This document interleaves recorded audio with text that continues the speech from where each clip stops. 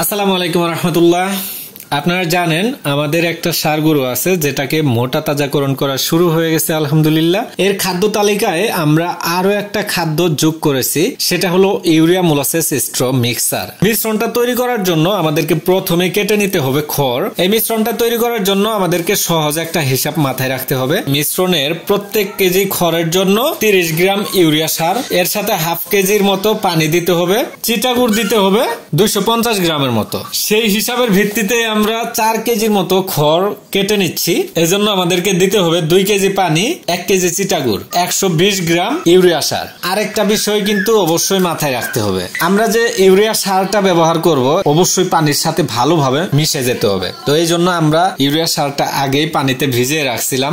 এই মোলাসেস গুলো পাত্র থেকে আমরা এই পানির মধ্যে দিয়ে দিচ্ছি। এগুলো ভালোভাবে মিশানোর জন্য হাত দিয়ে ভালোভাবে নেড়ে চেড়ে নিলাম। প্রথমে খড়গুলো আমরা পলিথিন কাগজের উপর অল্প অল্প করে বিছিয়ে দিব। এইভাবে বিছিয়ে দিয়ে আমাকে হাত দিয়ে ছিটিয়ে ছিটিয়ে দিতে হবে। এই যে এখন স্ক্রিনে দেখতে পাচ্ছেন, এইভাবে আস্তে আস্তে হাত দিয়ে ছিটিয়ে ছিটিয়ে দিতে হবে যাতে সবগুলো খড়ের সাথে ভালোভাবে মিশে যায়। একটা স্তর খড়, একটা স্তর এইভাবে পানি ছিটিয়ে দিলেন, তারপর আবার একটা স্তর দিবেন হলো খড়, আবারও আপনি এই মিশ্রণটা দিবেন, আবার দিবেন হলো খড়। আপনার যে পরিমাণ খড় হবে তার উপর ভিত্তি করবে আসলে আপনার কতগুলো স্তর তৈরি করতে হবে। আমার যেহেতু মাত্র 4 কেজির মতো খড়, তাই স্তরটা কম দেওয়া লাগছে। এটা আহামরি তেমন কঠিন কিছু না, মেজারমেন্টটা একটু ঠিক রাখতে হবে। আমরা এইভাবে কয়েকদিন যাবতই খাওয়াচ্ছি, যার কারণে আমাদের হাতের একটা তায়ান হয়ে গেছে।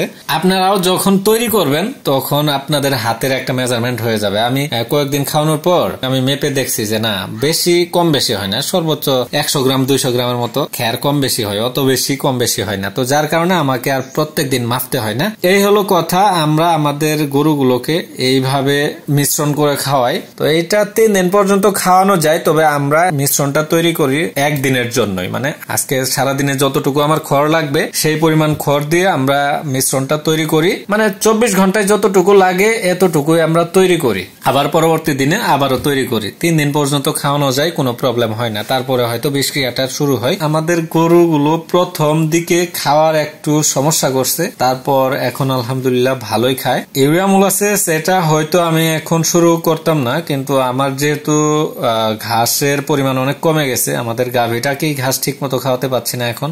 যদিও প্রায় 1 বিঘার মতো আমরা ঘাস চাষ করছি, এখন টানাটানির মধ্যে আছি। যেহেতু এখন শীতকাল, ঘাসের গ্রোথ অনেক কম, ঘাসের জমির ঘাসও প্রায় শেষের দিকে। অল্প পরিমাণে ঘাস আমরা কাটতে পারি, যেটা শুধু আমাদের বড় গাভীটাকে খাওয়াতে পারি। আজকের মতো ভিডিওটা এখানে শেষ করে দিচ্ছি। খুব শীঘ্রই দেখা হবে পরবর্তী কোনো ভিডিওতে। আসসালামু আলাইকুম ওয়া রাহমাতুল্লাহ।